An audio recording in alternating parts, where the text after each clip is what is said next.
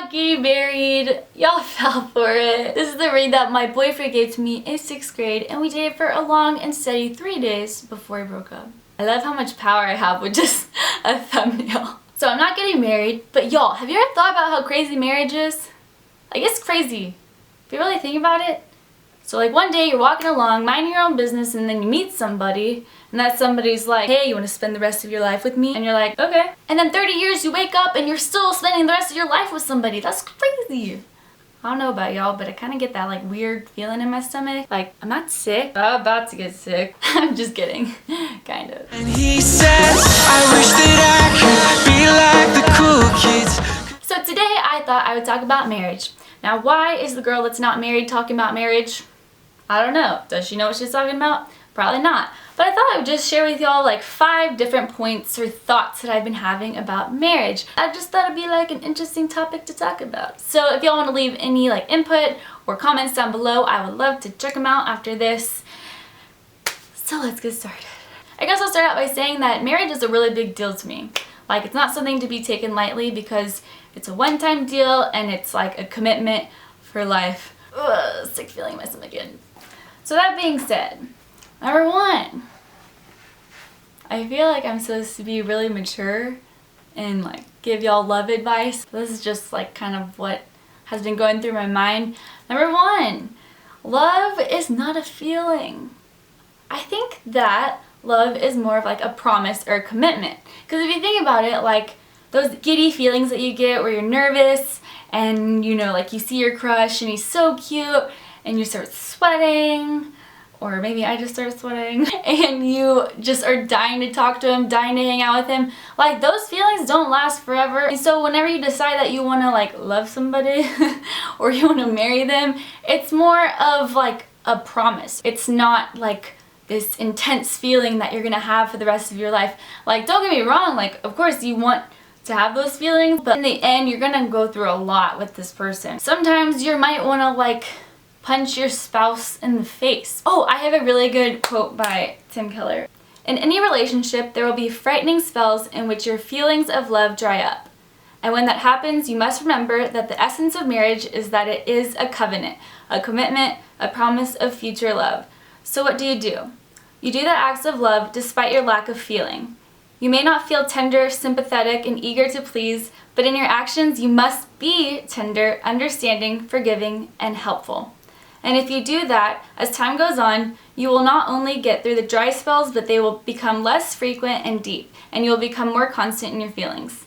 This is what can happen if you decide to love. So beautiful. No, but I think that Tim puts it in a really nice way. It's like, whenever you love someone, it's more of a decision than like an emotion or a feeling. Anyway, on to number 2. Premature relationships, like relationships where you're dating but you're not really planning on getting married anytime soon. I feel like this just kind of like get in the way of your future.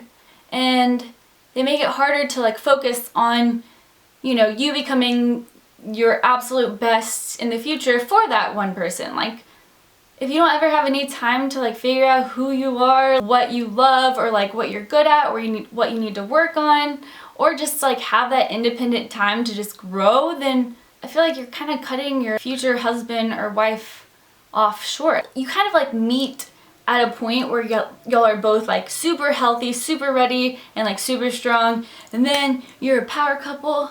You get through anything. Number 3, I think it's so important to marry your best friend. And like this means, for me, like I would love to go through like the friend stage with the guy, and then like one day it just like, oh wait, like, you know, Jack is actually kind of like cool and cute. Oh, we both love to body surf, so maybe we should get married. It's just gonna stink if like you grow up with somebody that you don't have any interest with, or like they don't like to do anything that you like to do, or just be completely willing to try new things. Okay, number 4. This one's kind of deep. So I was reading a book and it made the point that romance without wisdom dies. And if you think about it, so you have like a relationship that's based off of romance, and then you have a relationship over here that's based off of wisdom. Relationships based off of romance are a lot more selfish, just because like the other person is always thinking like, how can this person satisfy me? Relationships based off wisdom are more of like the other person is like, okay, how can I act or treat our relationship so that it betters the other person? It's a lot more selfless instead of selfish. They're willing to like take it slow. They're willing to be patient. They're not like in a rush. They have a lot stronger like foundation, and they have something to grow off of because they took that time to figure it out, and they were like slow about it and smart about it. And then this relationship over here, the romantic one, that relationship is just a fantasy. Like that's what you see like on Disney Channel movies. Number 5, I think it's really important for guys to be the leader in the relationship and like let them be the leader. Let them, speak up and bring up conversations that like need to be talked about.